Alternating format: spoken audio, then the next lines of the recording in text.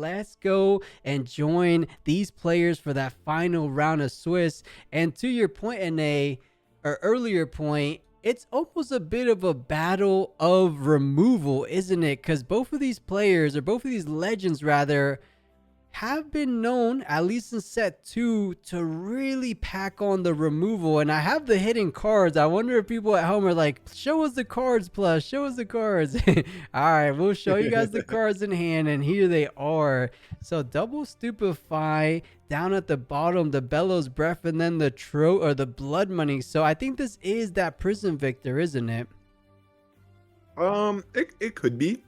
You still play most of these cards in the removal version, so I wouldn't conclusively say we know yet, because the Victor deck can still opt to play like Xin Zhao is a powerful one. You can still see the Plundering Poro, which unfortunately is no no treasure merchant, but still.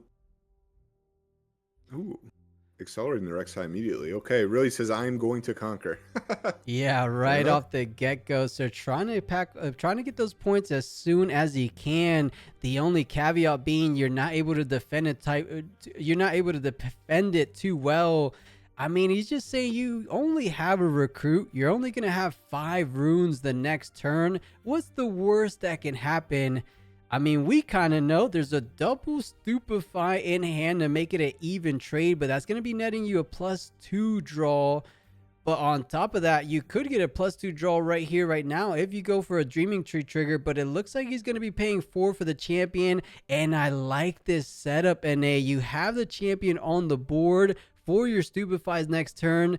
But it feels a little risky knowing that Rek'Sai has so much removal like Vengeance, things like Falling Star to double up targeted on that Victor. So it's a little risky. But in this situation, maybe not all that bad, but I am seeing a card that could be pretty impactful here, are we? Yeah, well, it's actually going to be pretty good here if the Rek'Sai does choose to dedicate removal here, because you're going to be able to actually get 2 Victor triggers and draw 4 cards here. So you're still getting 2 tokens of value. So you actually don't hate this. This is like a pretty good trade for you. Okay, it looks like it does activate, as you mentioned, the Consult of the Past, getting 1 trigger, and then the Stupefy, as you mentioned, a +4 draw. That is massive, so it doesn't feel that bad. It almost feels like it was a bit worth it. So even if it did get brought down, as we're seeing now, a +4, +2 recruits, that's almost a good value trade right there, isn't it? Yeah. I will say what does potentially get a little bit scary is Rek'Sai could opt to, and I probably wouldn't do this at this point. I think you're fine with this game state.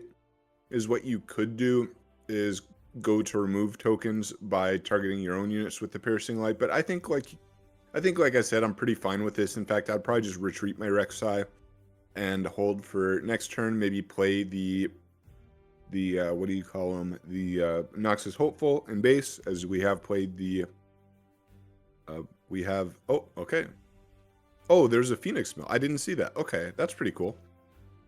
That is pretty cool. Activating on the kill. So Immortal Phoenix getting brought back from that trash. So kind of establishing a decent amount of board pressure. Assault 2 on the Phoenix, bringing that attacking status up to 5 on your turn. But 2, or at Estelion going up to 2 on their turn. Make that 3 with a double recruit token, Conqueror, and a whole lot more cards than Rek'Sai has to work with. As we're seeing here, Wages of Pain could be coming into play down the road, but a Stupefy just to draw 2. It looks like Victor really electing to draw nice and early, which, I mean, we see how good it works out for Draven, and maybe that's the card he was digging for, but he's just 1 rune shy from playing it, right? That Singularity would have been massive for Victor. Yeah, it would have been pretty good. I don't hate it still. I mean, you could go like you could do like a repeated bellows and then stupefy the kill one, but I think at this point he's probably just fine holding his cards. And you could go like on the push, you could go a stupefy into a blood money, right? And actually, do they both have assault? Oh, they both have assault. Never mind. That would not work, unfortunately. Yeah, 2 might You or could go. less. Yeah, assault 1 is assault 2. So Rek'Sai coming in at 4, and then the Immortal Phoenix, of course, coming in at 5. So Mhm. maybe just trying to do something like that hidden blade. But in this situation, we've seen how much he values drawing cards. I'm willing to bet that hidden blade is not for his opponent. He's going to be triggering that hidden blade on the dreaming tree, allowing him to draw an extraordinary 3 cards. I mean, we thought Viktor has already drawn enough. This Viktor, although he's the removal Viktor, I feel like he's playing this very well, almost drawing and keeping up with the draw power that we've seen from those chaos miracle decks, if you will. Because I mean, this is a lot. Is it just the dreaming tree putting in work, or is Viktor doing things that we've not seen too often? I mean, this is actually a version of Victor you can play currently. In fact, me and my testing group worked on a blue Victor deck like this, where you still do play some of your really good units like the Watcher and stuff, but then you opt to play uh, more hiddens with the Consult the Pasts and the Hidden Blades. And then if you do choose to play it, you might be playing Sprite Call. If you played Sprite Call, that's kind of a sign that this is it. It can also be Facebreaker. And you play some seals to make these hiddens free. And you do keep up a card economy quite a bit. I will say the kind of scary thing with this deck is if you are not stopping your red opponent from double conquering every turn, it can get a little bit spooky, especially when the opponent you're playing against is the Rek'Sai deck that can potentially just see free falling stars off the top. Right. Because token heavy build of Victor, what it really dislikes is when its tokens just get aggressively removed every turn. And that was the problem that we had when we were doing our testing, is that the Kaisa matchup was really hard because she would go really neg to remove your tokens. Like falling star for 2 tokens feels pretty bad. But it doesn't matter if you can't build more board presence. Yeah, it really doesn't, but I'm liking this what Victor's doing right here, right now. The Stupefier, bring it down to 4, Wages of Pain, applying 3 total damage onto the bird, and now the Phoenix is going to be trading 1 for 1, but instead I think he's going to be going in for the quick draw longsword, bringing that back up to essentially, well, I mean, 7 total might, of course, but surviving by 2 total might, so going to be getting conquered up to, going up to 3. And you still have a Noxus Hopeful if you don't want to do the Rek'Sai. I mean, it depends what you value more. Do you value, I mean, they're both technically 4 might, but one of them, the Rek'Sai champion, every unit played outside of the hand gets accelerated. So I like that thing a little bit more. I'm curious though, is he not going to do the Rek'Sai ability for conquering? Oh, he He does. just Zon did. Warrens first and then Rek'Sai. Okay.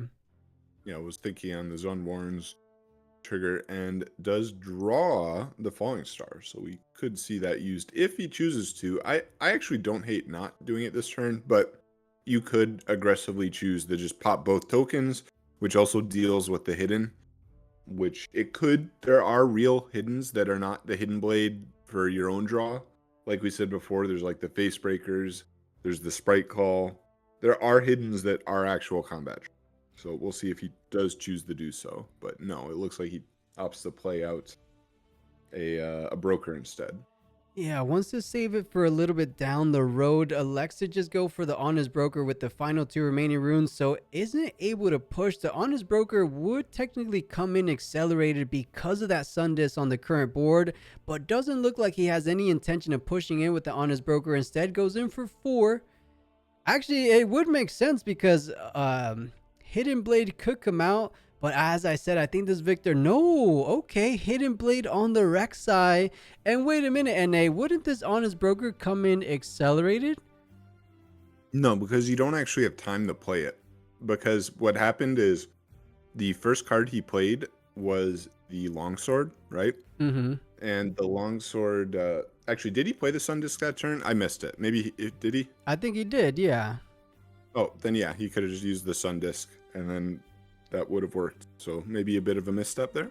Perhaps because he could have pushed in, allowing Viktor to not go up to 4, but 4 points he goes, and Singularity was the draw for the previous turn, doing great work. Immortal Phoenix going down, the Honest Broker going down, just leaving a field of equipments and gears left for the Rek'Sai to his name. The recruit going to be pushing up to 5 total points. Estelion and this Viktor legend looking pretty good. On top of that, he just picked up a Hidden Blade. We thought he was going to do the Hidden Blade draw 3 in the previous turn. I feel like in this play, not looking too bad. I mean, you have a Sprite Call, Bellows Breath, and Watcher for some kind of follow-up potential. But after drawing 3 cards, you're going to be able to see a whole lot more, of course, resources, but a whole lot more options available to you for that following turn. So I like this play.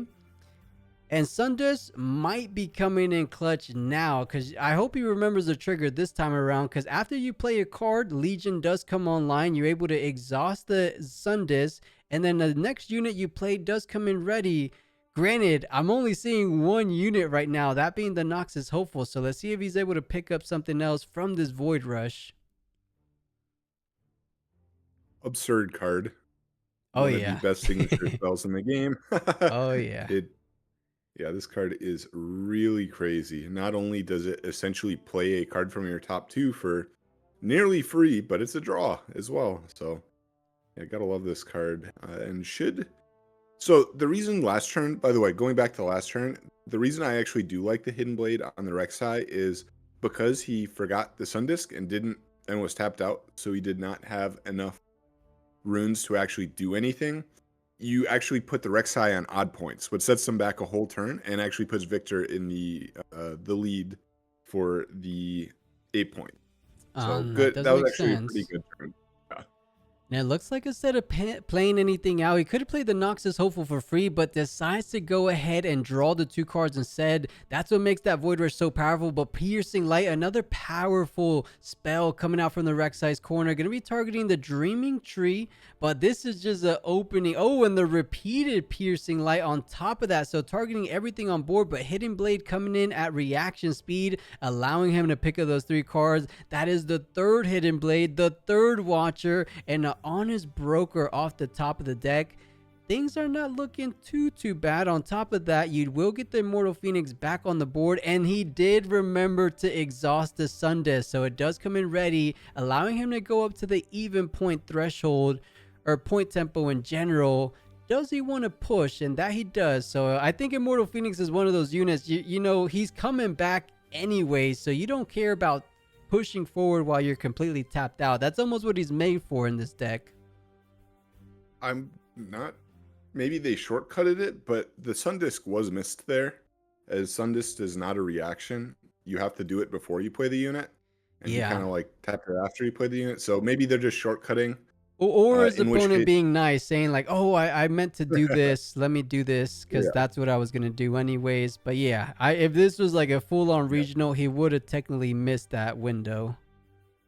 I'm kind of curious why. Do you have any insight on why he might have chosen to not play the Hopeful for free? Yeah, maybe to say I have more cards in hand, because it would have been for free. He didn't have to tap any runes. And the Sundisk doesn't read your immediate next card that play. It's any unit. Or does it read? Because that would be the reason why. I think that is the next unit you play. So he didn't want to trigger Sundisk just yet. He wanted it to be with Immortal Phoenix. That would be my only guess. Well, if you remember, Sundisk is a slow spell. Or a slow activation. So you can just activate it before you play the Phoenix, right? So it doesn't like trigger, if that makes sense. I got you. Anyways, maybe a little bit of misstep, or maybe we're totally missing something. It's always possible. The players are chatting to each other, so there are things that we could miss. But 3rd Hidden Blade coming down. I would be not happy at all if I was if I get Hidden Bladed the 3rd time. I know. But yeah, I'm thinking back, what would he hold the Noxus Hopeful for? But either way, he's gonna be able to push out a good amount of units this next following turn. Either that, And funny enough, he ends up picking up the third Noxus Hopeful. The bird ends up holding, so up to 5 points, I believe the Rek'Sai player goes. He shuffles his hand. He knows we see it. He's scared Estelion is watching the stream as well. I hope no one's not. The stream delay should be enough time to not let these players go, but it is in the rules that the feature match players shouldn't be on the stream just to keep everything nice and clean. And to be fair, it's a weekly, guys. We're all looking to improve. If you're trying to do any kind of little cheat sheet on a weekly, you're really not going to improve that way. But the falling star coming down, trying to get rid of perhaps the honest broker. I think 2 targets on the battlefield is best just to get rid of the hidden card. But in this situation, it's just going to be another +3 draw for Viktor. Man, I think this Viktor might take the crown of most card draws in a single game.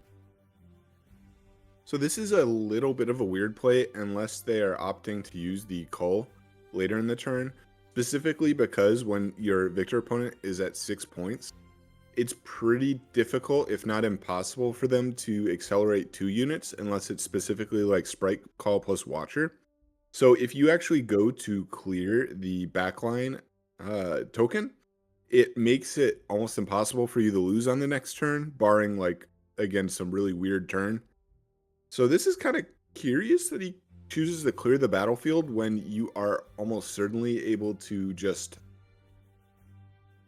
put, excuse me, oh my gosh, you're almost certainly able to just clear it through combat instead. But another Immortal Phoenix comes down. He could still call the week. That is still an option. In fact, I would not be surprised if that happened. Yeah, could call the week with the final 2 runes remaining. But you know what? I'm seeing a 1-2 combo that Viktor players have been really enjoying this set is the Imperial Decree Bellows Breath combo. If there was any more units, let's say if there's a Noxus Hopeful getting played out with the final 2 runes available to Rek'Sai, that Bellows Breath, actually it's at the same location if I remember right. Yeah, so you're not able to pick away everything on the board. Unless it's a repeat, you do have enough runes for Imperial Decree and a repeated Bellows Breath, but that's going to be able to take down just one side, unless he splits everything even and knocks his Hopeful on the back, but no, pairs it up with the Zon Warrens, but then retreats. Okay, this is one way to play around Bellows Breath. I like this. At most he can do is just take out 2 of those units. I guess 3 with the recruit pushing in too. They should be game unless I'm missing something, as Rek'Sai chose to not play the Call of the Week, so now you can just go Watcher and then you can use your blood money and take out 1 and shove up, and that should be game. But yeah, I'm right there with you. Everything is pointing to Viktor winning this game. The Watcher coming down, always a huge pivotal card. And especially considering the fact Rek'Sai is completely tapped out, so Watcher going in, gonna be getting Conquer number 1. Now a little recruit token trying to take down the Immortal Phoenix. I mean, Immortal Phoenix only at 3 might. Only at 3 might. Make that 1 might with the Watcher ability. So I think you're right. The blood money should be enough. Even if you want to do a Face Breaker, isn't that just 2 might or 2 energy as well? I mean, it's unneeded. It's unnecessary. He could even push. Well, that one wouldn't work, right? Because you have to stun at the same battlefield. So you would push up your unit and stun. I mean, this works too, sure. Yeah.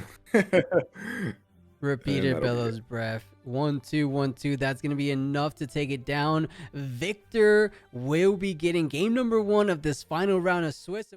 Could have Hidden Blades in the deck, right? That is a possibility. I don't think we saw any, but it could be something, or even sided. I will say, even though Viktor did win, I think there were multiple spots there where Rek'Sai did have the opportunity to win, or if not win, like be in a better position. Right. And it would have been a closer game, right? So it's a little bit hard to say in the moment, or say in retrospect, or it's easy to say in retrospect, pardon me, but maybe there was an opportunity for the Rek'Sai to find the victory there, but we'll never know. So anyways, on to game 2, Rek'Sai leading us off with the Seat of Power. This isn't a battlefield we see too much. Yeah, not at all. I'm actually pretty unfamiliar with it. So let's take a read. When you conquer here, draw one. And I hate how TGA does it. When I hover over and there's an action, it takes it away. But draw one for each battlefield. Okay, I have read it before. For each battlefield you or your allies control if you're playing in a multiplayer setting. But in this setting, if you control the other battlefield, you draw one. So I think this favors Viktor more so on the play than the draw, but it is a Rek'Sai battlefield, so on the play makes complete sense because you're going to be conquering and pushing those battlefield advantage before your opponent. So this makes sense to push the Targon's Peak, allowing you to tap out for something like Immortal Phoenix since you have the seal online already. And then you get 2 back. In this situation, isn't going to be doing too much since you don't have any combat tricks. But then when you push forward with that Immortal Phoenix, you should be able to get the +1 draw from that Poro on the Targon's Peak. But okay, decides to play out the Noxus Hopeful instead as the Rek'Sai trigger. Not too bad. Pretty good pressure so far. Yeah, it's definitely one of the better hits you can have early in this game.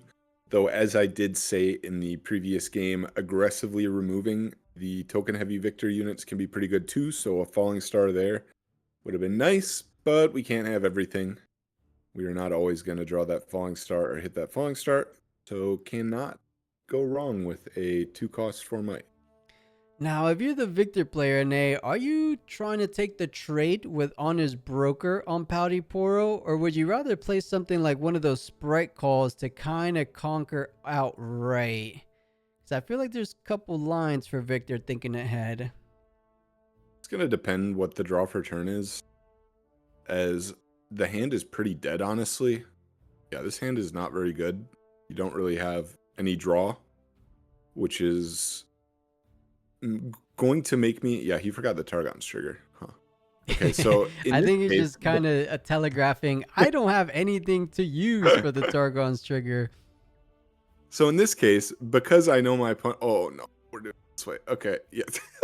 I was going to say, because we know our opponent has nothing, I'm going to Sprite Call, kill the Poro, and then push up Broker onto the Seat of Power, and that's going to get me a draw and maybe find a usable card. And it looks like that's what the line we've discovered. Yeah, that does seem like the optimal line. You get the Conquer with that Sprite token. You push up forward with the Honest Broker, allowing you to get a gold token if you do get taken out from that Noxus Hopeful. So not too bad. Looking at the hand of Rek'Sai, it's okay. It's not fantastic, but depends on the hits you're able to get with the Void Rush / the Conquer from the Noxus Hopeful. So no one too much in the lead so far, but of course Viktor getting a single point up on the Rek'Sai nice and early on, but not able to do too much more than that. Blood Money is an action. You're able to kill nothing except your own and get 2 gold tokens for your troubles. Does get 1 recruit onto the battlefield, but I think that's going to be a pass on, and let's see what Rek'Sai ends up picking up on their 3rd turn. Yeah, this is not really a good spot for Viktor. This is where the build does struggle a fair bit, is when you're off of Dreaming Tree and you don't see your Consult the Pasts or your Hidden Blades. You're just kind of stuck in this top deck mode, and your deck doesn't play like a lot of individually good cards. Like, you want to see a bunch of combos. And the Rek'Sai deck, I mean, you've got Void Rush and you have your leader, right? So you have a lot of ways to see more cards, where just built into the deck, where the Viktor deck is more you have to find your answers, which kind of stinks. So, right. But not a great Void Rush, to be honest. Yeah, I was gonna say, speaking of kind of stinks, this top 2 cards not feeling too ideal for Rek'Sai. A Soaring Scout and an Honest Broker, kind of low impact cards. I mean, you could play out one, but at this point you might as well just pick them up into your hand.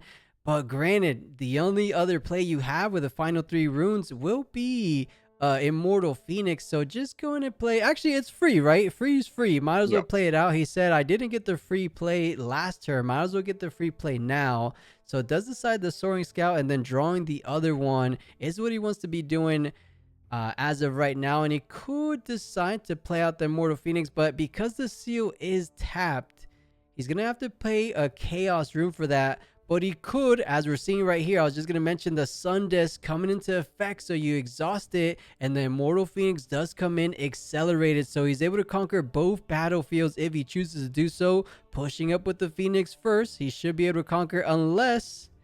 No, I'm not seeing anything in hand. As Sprite Call is an action, that would be 6 to 5, right? Is that worth it? Yeah, you could do that, and it would trade. And the nice thing with that play is it does mean that you end up denying the draw as well, and you don't get the conquer trigger off a Rek'Sai immediately. Is it worth it? That's a good question. I think win the trade, right? Or no. Yeah, no, you do. It'll be 6 on 5, right? Right.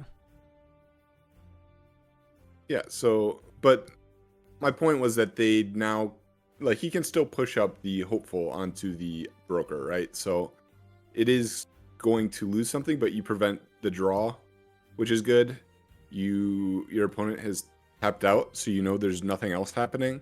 So if they do end up pushing up onto the seat of power, then the Rek'Sai like can't hit anything that matters because you have no runes up. All you can hit is like a seal. Yeah, and on top of that, you don't get the +1 draw. He was hoping to push in Targon's Peak, allow the Phoenix to sit there before the Conquer, allowing him to draw one because you control the other battlefield, of course. But spoiling the plans, he wasn't expecting the double Sprite Call. I wonder if that's a Cyborg card, that Sprite Call coming in. Unless we just didn't see it in game 1, but he does decide to go after the Seat of Power. Does get the gold token generated from the Honest Broker, so tying things up 2-2. The temporary status on that Sprite token will be triggered on the begin phase, so you're not going to be able to get an additional point for the hold. And these draws aren't too ideal for Viktor. Had a fantastic game 1, but if these Forerunners end up coming out, maybe the first one next turn, I feel like that's going to be the edge going in the favor of Rek'Sai, because the recruit. But let's see, Singularity is always quite impactful when it comes down. Did he not play the seal first? Kind of confused. I feel like this is like a pretty clear seal and then play Singularity because you're losing the same amount. But maybe he did and we just missed it. I actually didn't like the conquer of the Seat of Power by the Hopeful, because you give the gold token and you get give a draw available to the Victor, where the Victor's hand, as you kind of saw and you could kind of make a read on, was not great, seeing as he's doing stuff like playing Sprite Calls as combat tricks. Right. So pushing up onto the seat just gives your opponent another conquer into another draw, and you can kind of tell that the Victor deck is almost always going to be able to remove a single Formite unit if that's all you have on the board. So I think developing the base probably was going to be a little bit better there. Yeah, we'll see if it ends up biting him a little later on, but let's see what Rek'Sai decides to do. I think he's going into an accelerated Rek'Sai champion, it looks like, so does play it with the additional cost. Does pay the power with the seal cores, but gonna be swinging in for 4. He's trying to consider, is there any 2-rune ability, any 2-rune spell I have to be very considerate of if I make this push? Because I'm leaning towards, I mean, either or, but looking at Targon's Peak, just in case he did have a little bit of a combat spell, or at the very minimum you get to bluff it. Looking at things, it is going to be able to conquer Blood Money, only going to be able to target units that are 2 might or less. Would you Blood Money your own recruit? Because doesn't it read, play a gear token. If it was a friendly unit, play 2 gear tokens. That doesn't seem too bad. At this point in the game, you might be fine with doing that because the Blood Money is probably not ever killing an opponent's unit again. And getting the gold tokens might be worth it. It does give a read on the rest of your hand, though, right? Because you could say, okay, well, he has no other tricks for me. The 2 runes are now gone. And he did expend a card for a combat that was already lost, right? Oh my gosh. Look at those reveals. Yeah, double Thunder Song. Not going to be able to play him out from the Rek'Sai ability on the Conquer. So going to be hitting the bottom of the deck. Does have enough runes. The Sun Disc will be online. Does he want to exhaust it first?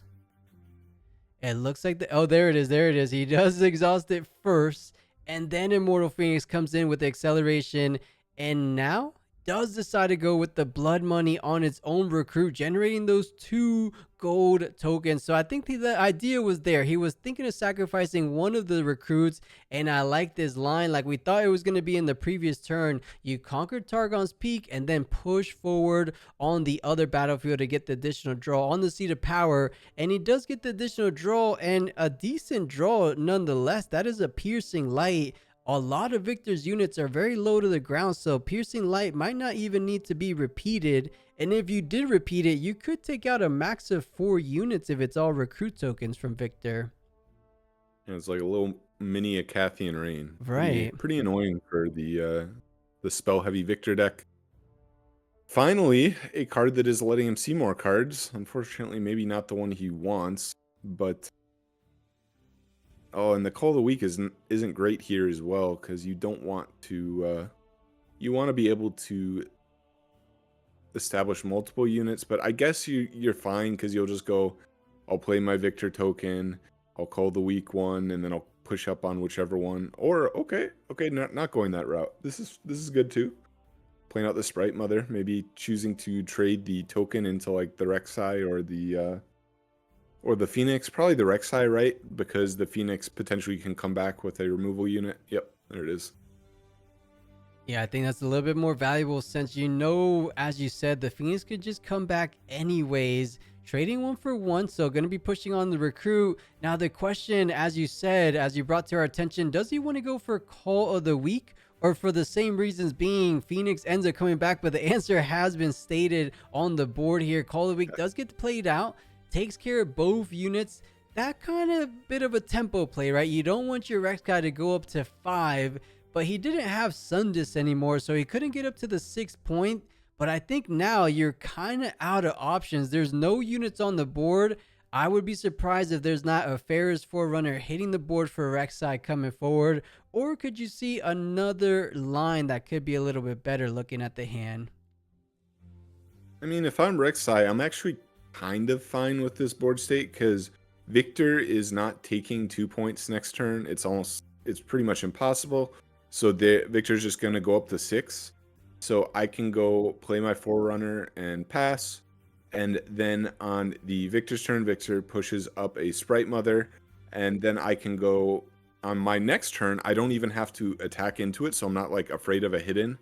I can just go play the Piercing Light, and then opt to play the Piercing Light, clear the Sprite Mother, clear the token in the back line, push up the Forerunner, and then Viktor actually is going to have a pretty hard time coming back from that, because the only real answers are also things that aren't going to like deal with the tokens created, and then you are potentially going up. But double Phoenix trigger is pretty good.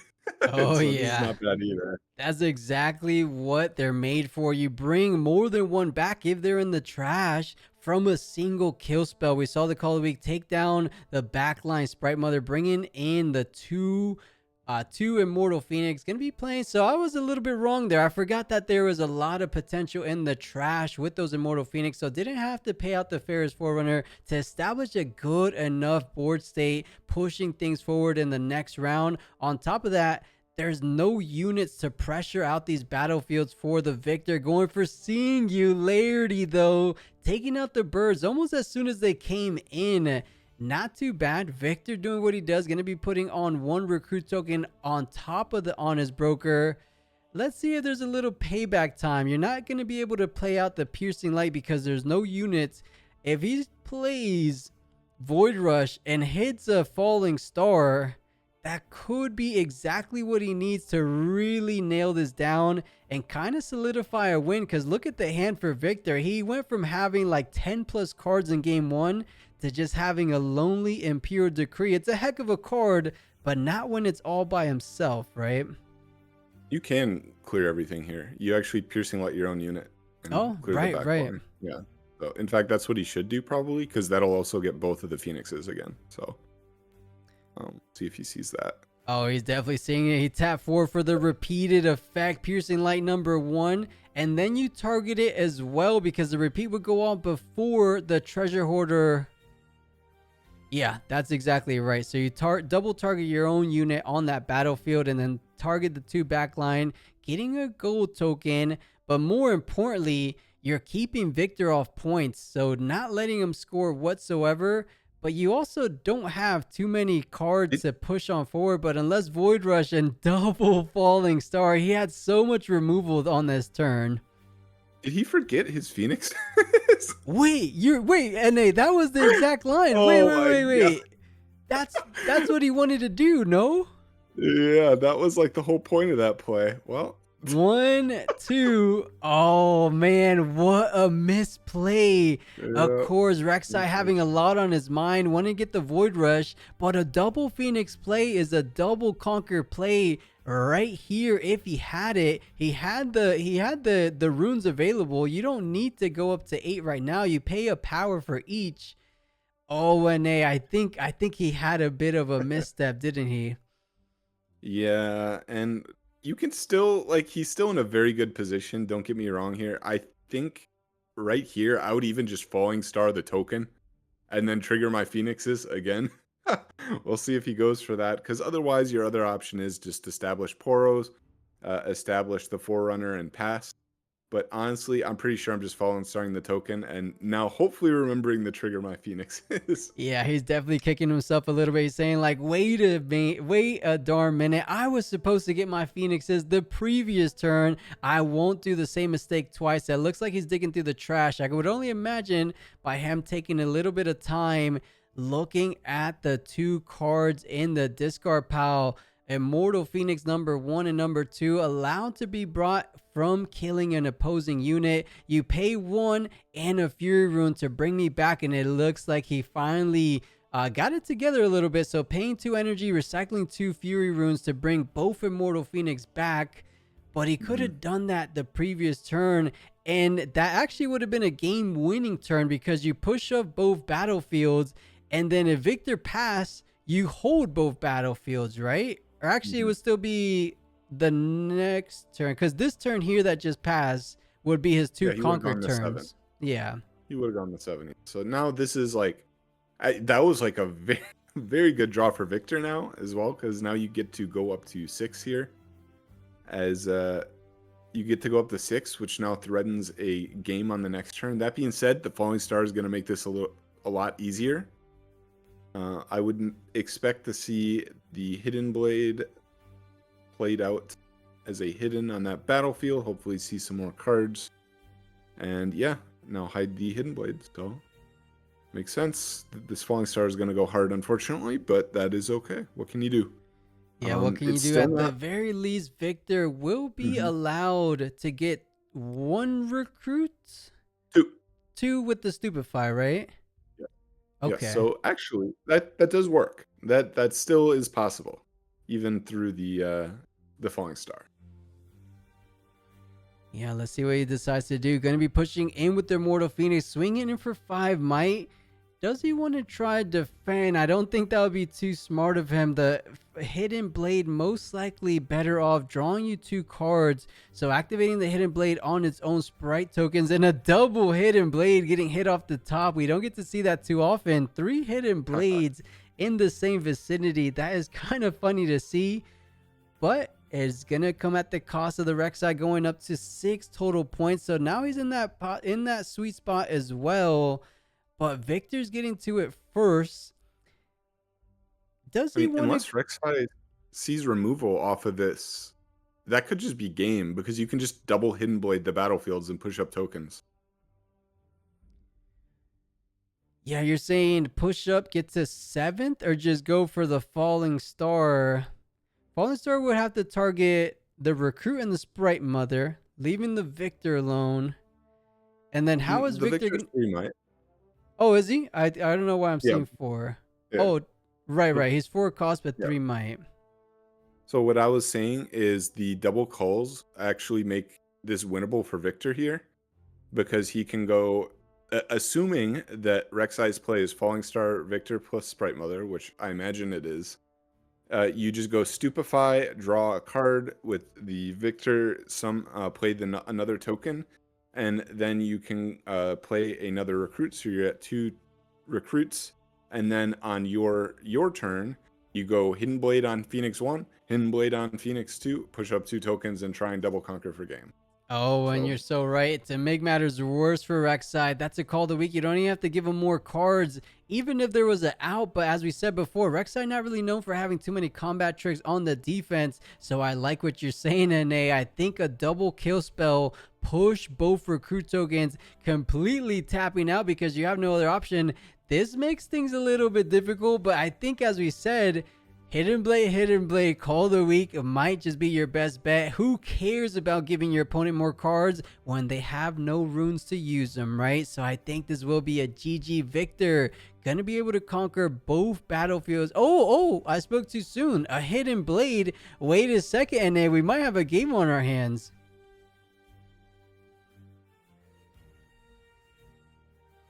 what is the play here? I think your first action is probably the dig with salvage. Because this could be very easy if you find like a bellows, you just go for the Imperial, yeah. bellows decree, and then that clears everything. Well, not everything, almost everything. Let's see. Yeah, I think he's going right with your line. Tap into most likely for a salvage just to dig a little bit further. He has 12 runes to work with, but he has to be a little bit mindful. The Imperial Decree is going to be costing 5. A Bellows Breath is going to be going 6 of that. So half of your runes invested to just that combo. Because right now, the play that we thought would work if he was tapped out wouldn't really work because of the Hidden Blade coming off and available to the Rek'Sai player. So he's going to be able to not get one of those recruits in. And even if he clears the board, he's still not going to be able to push a double conquer this turn. The Rek'Sai just closed things out. It's looking really tough for Viktor. Oh, this is interesting. Okay. What? This is not how I would have played this. Okay, so he's got a plan. Let's see what it is. Yeah, man, with the plan, the Imperial Decree going to be pushing the recruit token. So I think he's going for the non-conquer. Oh, wait a second. Imperial Decree on your own. Imperial Decree into killing your own units is not exactly what I had in mind. Because couldn't you just kill your own units before even using Imperial Decree? I'm very confused, to be honest. Because is Imperial Decree retroactive? Like if you play a sprite call there, yeah, it's when any unit takes damage this turn. So it is kind of working that way. Maybe he was trying to play to some kind of out of a sprite call, sprite mother, but with the Hidden Blade being in hand, of course, we have that information. Viktor does not. It's still looking like Rek'Sai should be able to take it home and bring us to game 3 with about 15 minutes remaining in the round. Yeah, this was a very strange way to play this. What is he digging for? I thought he had a chance, but just playing that yeah, at the minimum, I thought he was just gonna do Hidden Blade, call of the week. Yeah. Oh no, with the Poro in the back, that wouldn't even work, right? Because he would just choose the Poro as that option. So that is going to be GG. We find ourselves in this final round of Swiss in a game 3.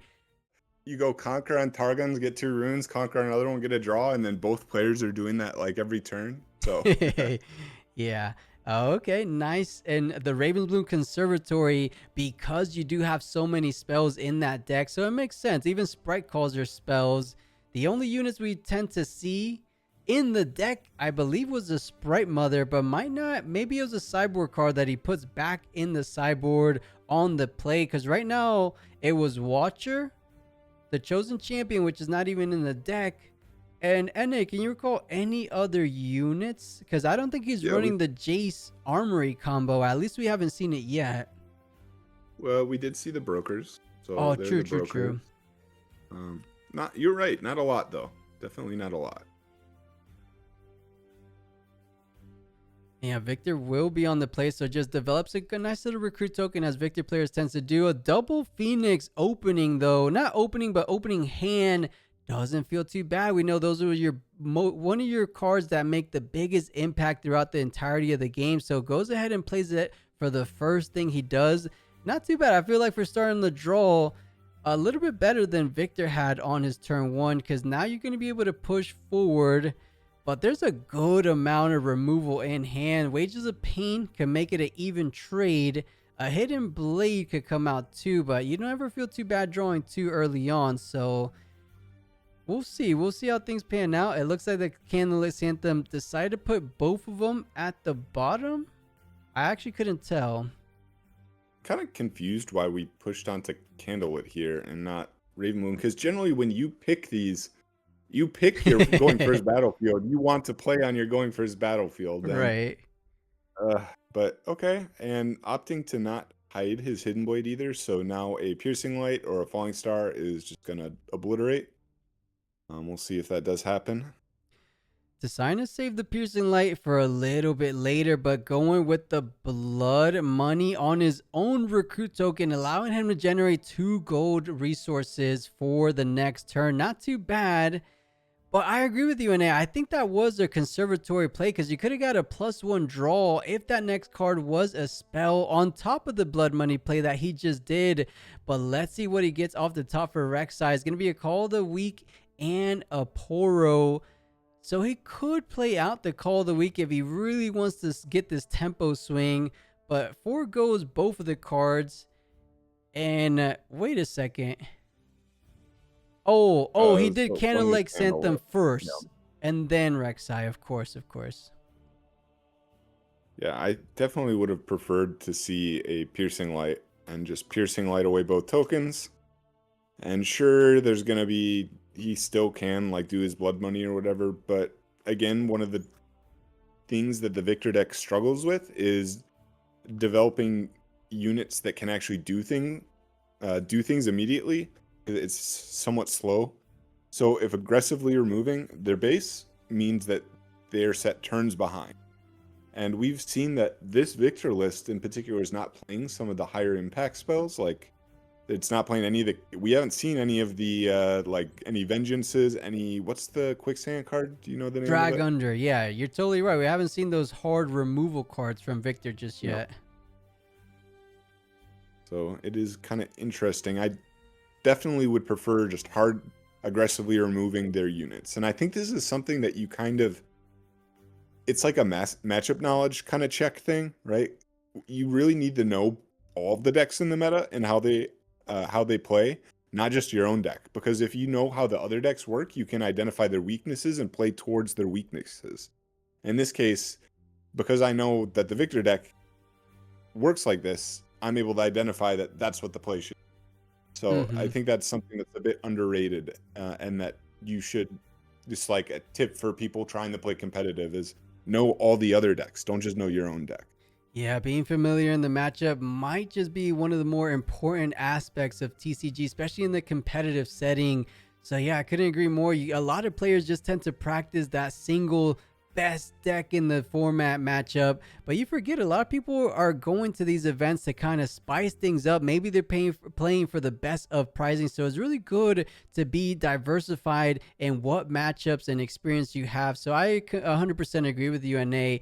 But let's see what Rek'Sai decides to do. Going up on the conservatory with one of his poros, going up to 2 points himself, does decide to use the Rek'Sai legend ability for the Soaring Scout. So going to be playing out for 2. Doesn't work the same as the Void Rush, of course. That would be crazy legend ability if it did. But so far, not looking too bad. I feel like both of these players are rather even. Victor with the Consult the Past hidden, so he's able to get 2 more cards off this Piercing Light. Not gonna let this recruit go down for nothing. At the very minimum, you're gonna be drawing 2, but that's a full board wipe. Piercing Light, such a great card, especially when you can use the repeat ability on top of it. Yeah, so here isn't, like, that was good. Don't get me wrong. I would have liked to see it a turn before. I will say this time I probably would have preferred just using it for the non-repeat, so then you can play out your Phoenix for more tempo on your side, right? Yeah, you're saying just Not leave bad one though. unit Yeah. behind? Yeah, just leave them the one recruit, and in that case, you have more units, and your opponent has showed that they don't play like the hard removal stuff. So the some of your stuff is gonna get you're gonna have more value. Like you haven't seen a ton of Bellows breaths yet. Obviously, they exist, but I would like to see just more board developed because the Victor deck is playing like less spells. It's still playing the spells, but it's playing less spells. Mm-hmm. And and there's the Sprite Mother again. And does decide to not give him a potential another draw from the conservatory. So goes for Conquer on the Candlelit. Sees two good cards off the top. Let's see if he decides to keep one. Bellows Breath is okay since a lot of these tokens or a lot of these Rek'Sai cards are a little bit lower to the ground, but you don't have that combo with Imperial Decree. So I think he decided to put them both at the bottom. Blood Money gonna be getting rid of the other Poro, just generating 1 gold. But that's about as good as you can get for this turn, and didn't feel all that impactful. You do have a Sprite Mother in the back, but looks like he's going to be hiding a Hidden Blade most likely, or a Consult the Past, both decently good. Yeah, might as well save the Hidden Blade for one of your opponent's opposing units, since you're just going to be drawing 2 anyways. Yeah, definitely not bad, and it gets about the same amount of value either way, right? Right. They target your thing, and you don't necessarily want, because Rek'Sai doesn't really want to swing in there. Like you'd prefer to swing into the Raven Bloom. And again, I'm kind of surprised we keep playing on Candlelit rather than Raven Bloom, as that is our field. But I guess the idea is he just wants to see his side deck cards, and I'm not sure which cards are his side deck cards. But if you're drawing 2 after scrying 2 pretty much every turn, you are going to see them more often. So. Right, and I think in that previous situation, it was more so to not let the Rek'Sai get any more cards. But in the previous ones, I know exactly what you mean. Seeing the 2 cards off the top for the Rek'Sai ability is going to be a Forerunner and a Hopeful. Does decide to play out the Hopeful for 2 energy, since he did already play out the Sundisk this turn. Does come in accelerated because of the exhausted use from Sundisk. I think he did tap it before. It wasn't mid-trigger. I would imagine, because you play Sundisk, that doesn't count as Legion yet, right? Or does it? It does, because Sundisk itself is a card that was played, and the Right. ability is Okay. Legion. So the turn you play the Sundisk, you are essentially given a free use of it because you get a free Legion. The problem with the card is after that first turn, you got to play a card, trigger Sundisk, and then play another, and it can get a little bit wonky. So. Oh man, and a fantastic top deck for the Victor player, getting a Stupefy exactly when he needed it most, bringing the Hopeful down to 3 might, allowing that even trade. But the salvage, he learned his lesson from game 1/game 2. Sundisk gets so much immense value in those Rek'Sai decks, with things like Immortal Phoenix coming in accelerated, those Noxus Hopefuls coming in accelerated. So salvage, a perfect cyborg card, and it looks like he's bringing more than one. I wouldn't be too surprised to see all 3 in this matchup, because Sundisk did make a big impact, I feel like, in that game too. Mm-hmm. Yeah, unfortunately, even though the Stupefy was a good trade, it didn't really change any of the math, right? Because you did end up going, Rek'Sai still is on even points. I will say this Bell's Breath is going to help a lot, right? Because it's going to be pretty hard for Rek'Sai to field 2 accelerate units, if it's even possible. I know it's like you play Rek'Sai champion and then you have like a Void Rush to play another thing, and then use the Rek'Sai champion to give it accelerate, but it's pretty unlikely. So the Bell's Breath there keeps Rek'Sai probably on odd, which you definitely want to see as the Victor player. I agree. And taking a look at the time, funny enough, we have just hit time and we're playing 100% by the rules, which I think we should, of course. Victor is the winner currently. He's at 5 total points. We had a game on our hands with that Sundisk top deck, though. Mm-hmm. There is a salvage, though, so maybe it would have ended up playing out the same way. But let's go ahead and give these guys the go. Man, part of me, the inner competitive player in me, really just wants to see this played out. But the TO in me, keeping everything fair, I just want to go by the rules. Yep, I think you're definitely right to go by the rules, and it's unfortunate, but this is another thing that you can get better at as a player is making sure you plan out your turns ahead and you can play nice and fast. So, unfortunately, we do go to time, and that is going to. It was a good game. I think that It it was was. definitely doable, but what can you do? Sometimes it happens. It does happen. And I mean, if we kind of extrapolate a little bit, Rek'Sai has a single card in hand. Of course, he could have another Immortal Phoenix, but to my knowledge, I feel like Viktor would have ended up winning this game regardless. You have Sprite Calls, you have the salvage for the Sun Disc that came down, you have a Hidden Blade to draw even 2 more cards. You still have your champion as well. So I think when everything is all said and done, and it still looks like a decent game though, but we'll just go by Yep. the rules, chat. That's gonna be GG. I'll let these players know that was time in the round. And Chad's gonna hate me. They're like, plus, why don't you want to see this awesome game? Because as I said, the competitive player in me, I would love to watch this one. But just keep it fair as we've done for the previous ones. Maybe I will introduce rounds over time for weeklies. But weeklies were supposed to be something more short and sweet, as we tend to do them every week. But with Wednesdays, I am only gonna do Wednesdays on a bi-weekly schedule. So maybe for the bi-weekly ones we don't.